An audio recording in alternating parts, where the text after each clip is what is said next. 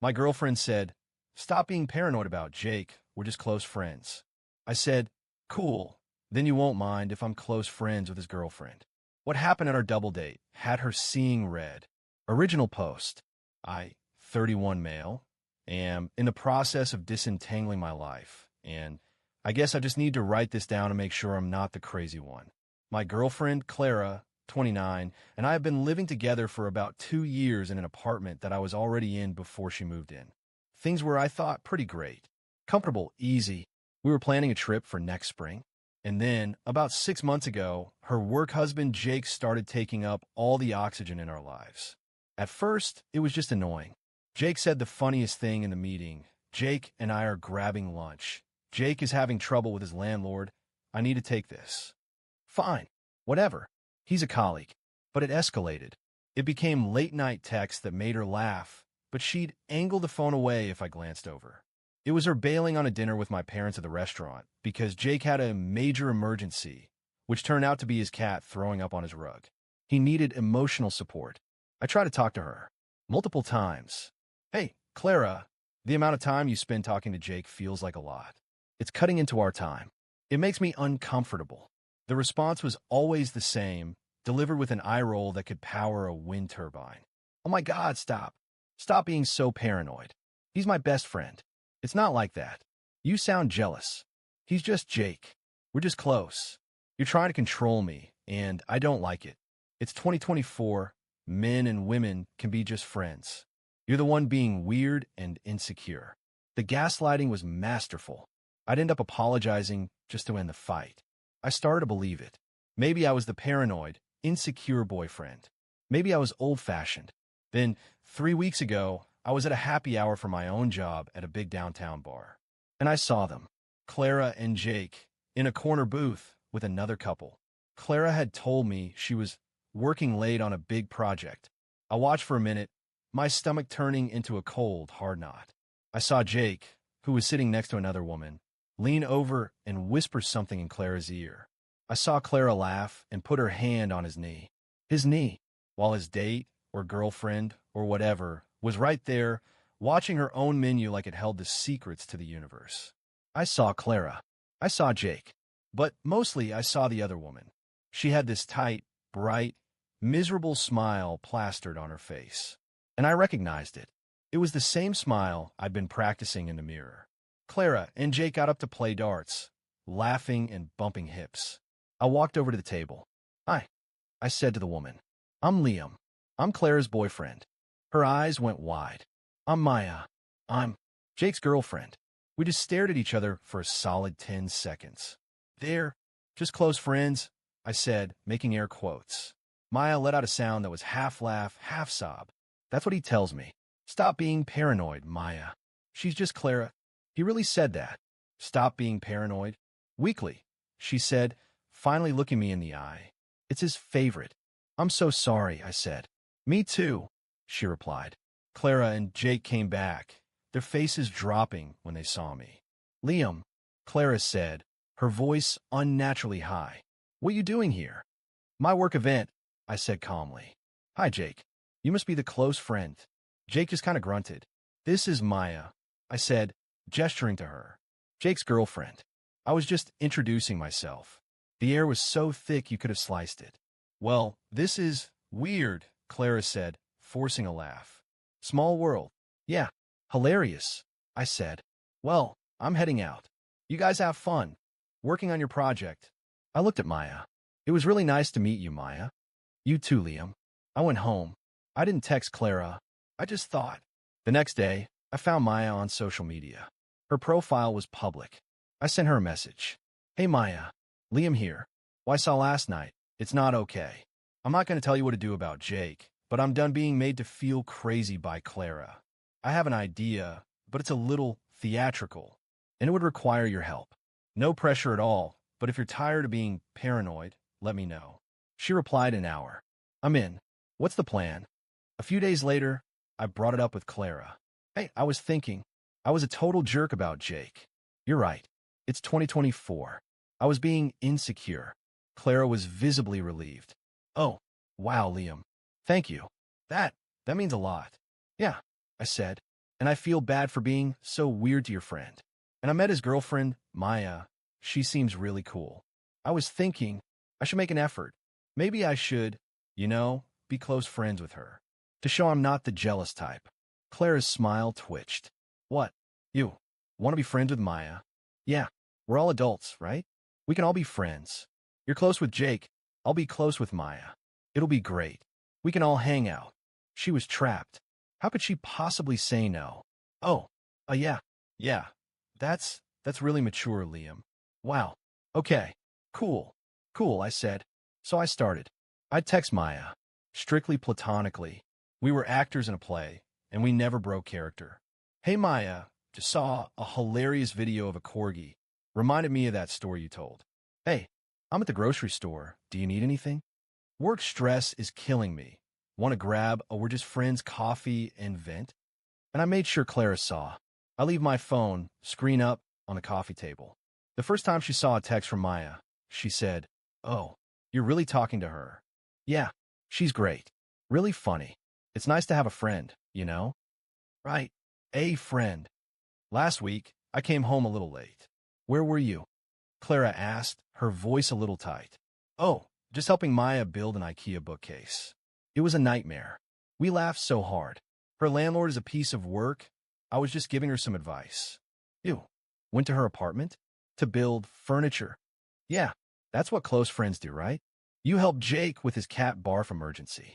This is just a bookcase emergency. Stop being paranoid, Clara. Her face was priceless. She knew exactly what I was doing, but she couldn't say a word. The final act is tonight. Babe, I called out an hour ago. I made a reservation. 444. For who? Us. And our close friends. Jake and Maya. I cleared it with Maya already. A real double date. So we can all finally hang out as one big, happy, totally not weird at all family. Isn't this great? Clara is in the bathroom now, putting on makeup like she's going to war. I'm just sitting here, waiting. This is either going to be the most cathartic night of my life, or an absolute train wreck. Honestly, I'm good with either. Update 1. 2 days later. Well, it was, in fact, an absolute train wreck. And it was glorious. We got to the restaurant. It's a nice Italian place, the kind with tablecloths and waiters who grate the cheese for you. Not crazy expensive, but serious enough that you can't just bolt. Maya and I had arrived together. We just grabbed a drink nearby first. Since we're friends, I told Clara, who was gripping her menu so hard her knuckles were white. Jake and Clara showed up a few minutes later. The vibe was tense. So, glad we could all do this, I said, all smiles. Clara, you look nice. Thanks. She clipped. Maya, you look great too, I said, smiling at her. Thanks, Liam. You too. Did you iron this shirt yourself? Maya asked, leaning in. I did, actually. Impressed. Very. You missed a spot on the collar, but A for effort. Let me. And she reached over, very slowly, and just brushed her fingers against my collar, straightening it. It was the most innocent, non-sexual, platonic touch imaginable. Clara slammed her water glass down. Okay, what is this? She hissed. What's what? I asked, all innocence. My collar was crooked. Maya was just fixing it. Like a friend. Jake, Clara snapped. Are you seeing this? Jake, to his credit, just looked like he wanted to be vaporized. Clara, come on. Let's just order. No, he's doing it on purpose. You're flirting with her. Right in front of me. I turned to her, my voice calm and reasonable. The same voice she'd used on me a dozen times. Babe, don't be paranoid. We're just close. It's how we are. You sound really insecure right now. Are you trying to control who I'm friends with? I watched the blood drain out of her face. She knew the words. They were her words. She just stared at me. You, she whispered. You think you're so clever. I'm just being a close friend, I said. Isn't that the standard we're all operating on? Jake finally spoke up. Dude, okay, we get it. You made your point. You can stop. Stop what? I asked. Stop being friends with Maya? Why? Clara's not going to stop being friends with you. Are you, Clara? Clara was breathing hard. You went and found her? You plotted this? This whole friendship is a scam? No more of a scam than you working late on a project 3 weeks ago. I said, my voice dropping the fake cheer. No more of a scam than you telling me I'm paranoid for not liking you putting your hands all over your friend while his girlfriend sits right there. This is just me, living by your rules, Clara. You, she was shaking. You're a manipulative, cold jerk. And you're a hypocrite, I said, matching her volume. You know what? We're done, she spat. We're so done. I know, I said. I'm not staying here, she said, grabbing her purse.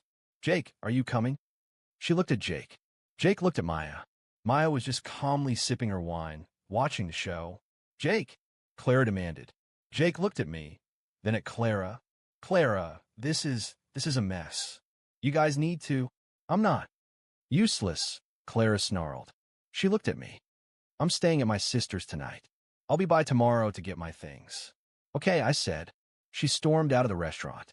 Silence. Jake just sat there. So, Maya said, putting her glass down. Looks like you two are official now. Maya, come on. Jake started. No, I'm good, she said. She grabbed her purse and stood up. I'm going to get a cab. Jake, don't come back to my apartment. I'll text you about getting your stuff. She walked out.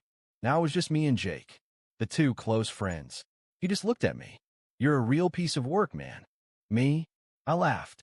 I'm not the one who's close friends with someone else's girlfriend. You two did this. I just held up the mirror. He threw $20 on the table. Whatever. You blew up my life. No, you did, Jake. You just didn't like getting caught. He left. So I sat there, alone, at a table for four. The waiter came over. Everything, okay, sir. Perfect, I said. Can I get a box for the breadsticks? And the check. I went home. Clara wasn't there.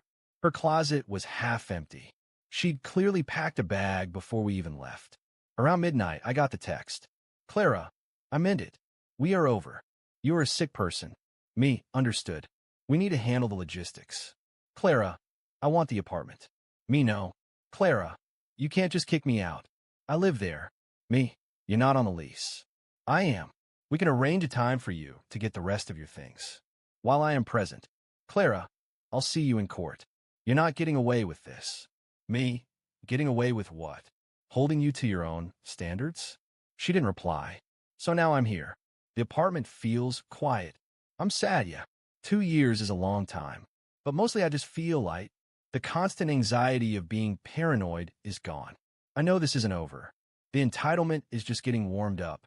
Update 2, 1 week later. The quiet lasted about 48 hours. Then the entitlement wave hit, and it was a tsunami. As I mentioned, I, 31, am the sole person on the lease for my apartment. Clara, 29, moved in about a year after I'd been living here. She paid half the utilities and for most of the groceries. I never asked her for rent, as I could afford it, and it just felt like the right thing to do while she was paying off some student loans. A decision I am now very grateful for. The first volley came from Clara's sister, Brenda. Brenda, Liam, Clara is a wreck. You completely blindsided her and humiliated her. You need to apologize and fix this. Me, Brenda, this is between me and Clara. She's the one who was having an inappropriate relationship with her friend. Brenda, Jake? Oh, grow up. They are friends. You're the one who was sneaking around with that Maya girl. You're the cheater. Me, I had coffee and built a bookcase. Clara was going on dates and bailing on me for cat emergencies. It's not the same, and you know it. I'm not discussing this with you. Brenda, you're going to be very sorry, Liam. You can't just throw a woman out on the street. Clara has rights. I blocked her. Then came Claire's email. A 2-page monster, clearly written while enraged. It detailed all her contributions to the household. Not just utilities, but the emotional labor of planning our vacations, which we never even took. The interior design expertise I provided for the living room. She bought a beige pillow and a ficus, which died. My time spent cleaning up your messes, which you never appreciated. The email ended with her demands. I am to vacate the apartment for the entire upcoming weekend so she can move her things in peace without being monitored by her abuser. I am to pay her $3,000 for relocation expenses as I had unlawfully evicted her. I am to give her the sofa, the 55-inch TV, the blender, and the painting we bought together at a street fair. I sat there and just laughed. It was so absurd. I replied with a very short email. Clara, I will be present when you retrieve your personal belongings. Please let me know what day and time works for you. I am not evicting you. You texted me that we are over and you moved out. I'm not paying you $3,000. The sofa, TV, and blender are mine, purchased before you moved in. I have receipts. The painting we bought together. It cost $300. You could buy my half for $150, or I'll buy yours. Liam. The response was nuclear. A 30-minute phone call. I let go to voicemail, which was just 30 minutes of her alternating between crying and screaming that I was a petty, cold-hearted monster and a thief. She finally texted, "Fine. Saturday, 10 a.m. And you'd better have my $150 ready for the painting, because I'm taking it." Me. That's not what I said. You pay me if you want to take it.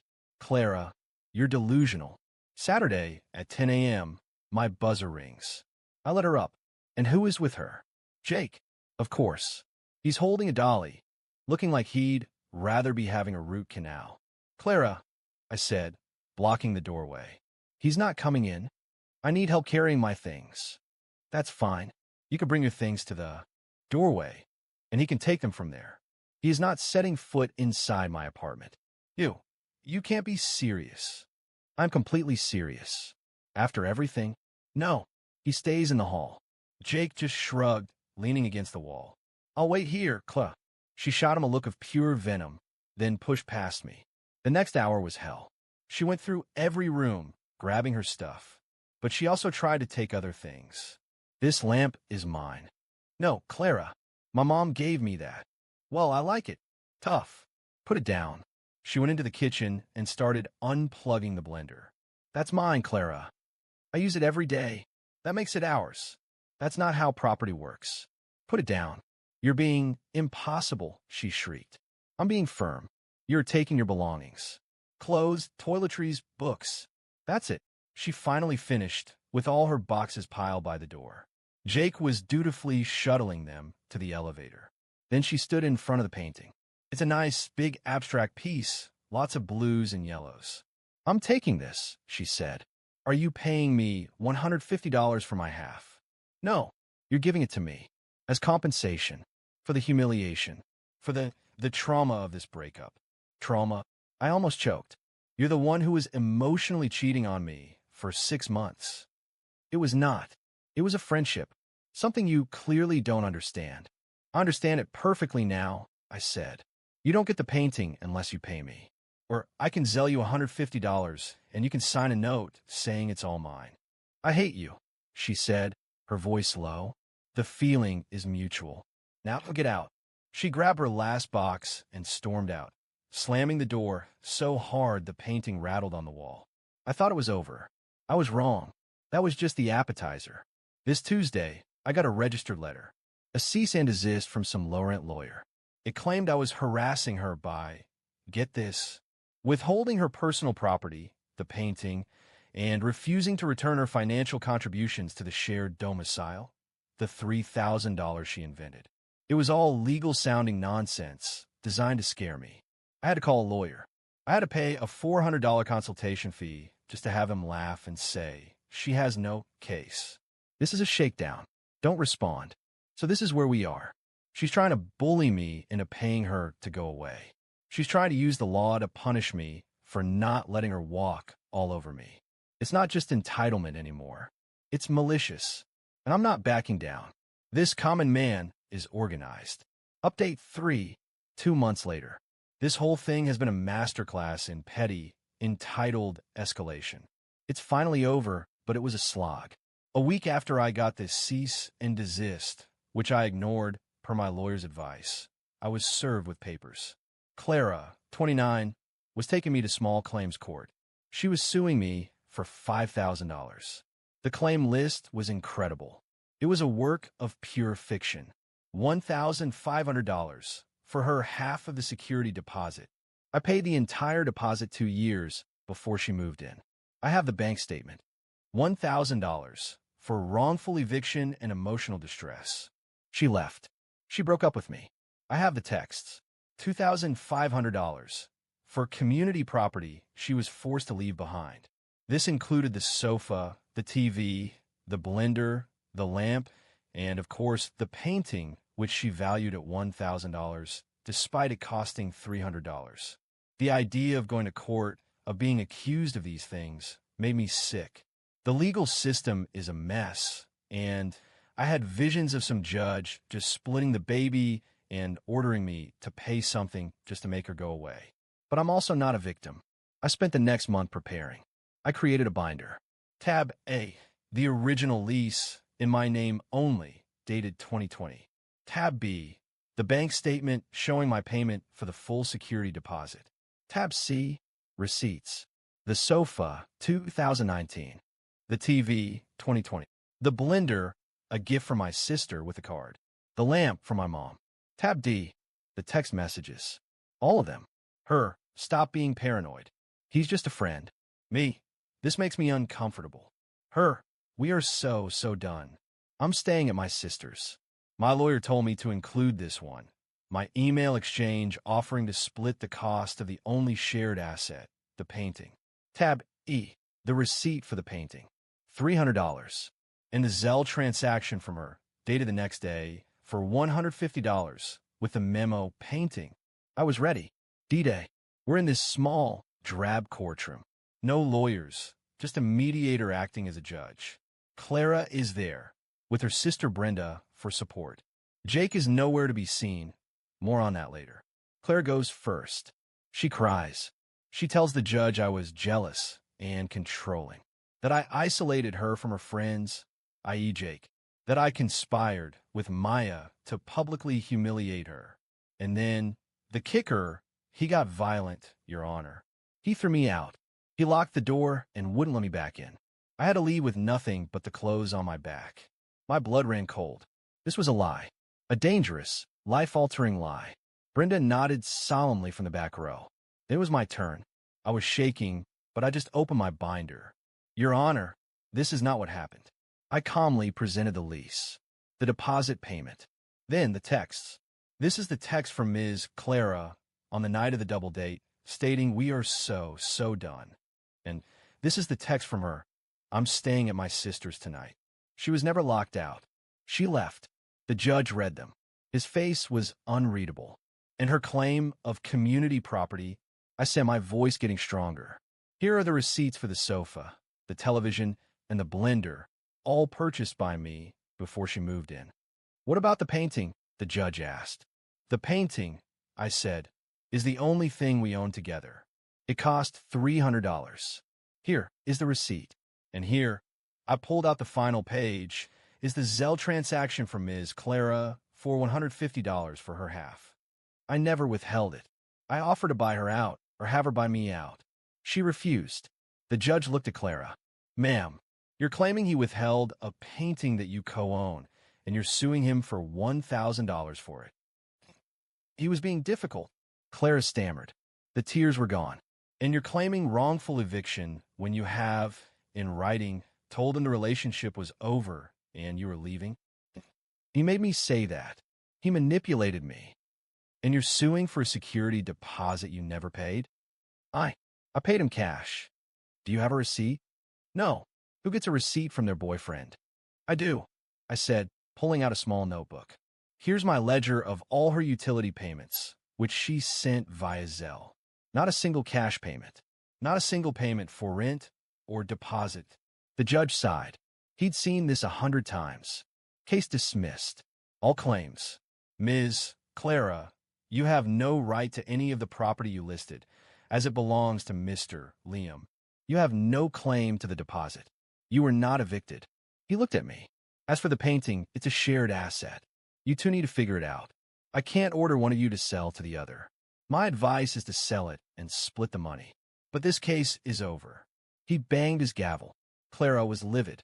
She was bright red. You liar, she screamed at me, right there in the hall. You brought receipts? What kind of psycho keeps receipts? An organized one, I said. It's over, Clara. Go away. This isn't over. Brenda yelled, getting in my face. You'll pay for this. No, he won't, I said. He just won. Now if you'll excuse me. I walked away. The revenge? It's not some big, flashy win. It's that her lies didn't work. Her entitlement hit a brick wall called documentation. She didn't get a payout. She just lost. She exposed herself as a liar and a grifter in a court of law, all for nothing. She tried to use the system against me, and the system, for once, actually worked. I heard from Maya a few days later. She dumped Jake right after the double date. Apparently, he and Clara did try to make a go of it. It lasted about 3 weeks until they realized that what they liked was the sneaking around, not each other. Jake's emotional support was just a ploy for attention, and Clara's close friendship was just a safety net she was building. Once it was their only option, they couldn't stand each other. Last Maya heard, Jake was trying to get back with her. She blocked him. As for the painting, I texted Clara one last time. My offer stands. $150 and I'll drop it at your sister's curb. Or you can give me $150 and come get it. Or we could just cut it in half. Your call. She sent me $150. She came by the next day. While I was at work, I left it with my building manager and picked it up. She got her stupid painting. And I got my $150, which perfectly covered my initial lawyer consultation and my court filing fees. I don't feel like a hero. I just feel done. I'm at $150, my half of the painting. But I'm free. My apartment is mine. My sofa is mine. My blender is mine. And my paranoia is gone, replaced by a healthy, new, and extremely well-documented sense of self-preservation. Last night, Maya and I went out for that coffee. We're just friends. For real. And it's nice.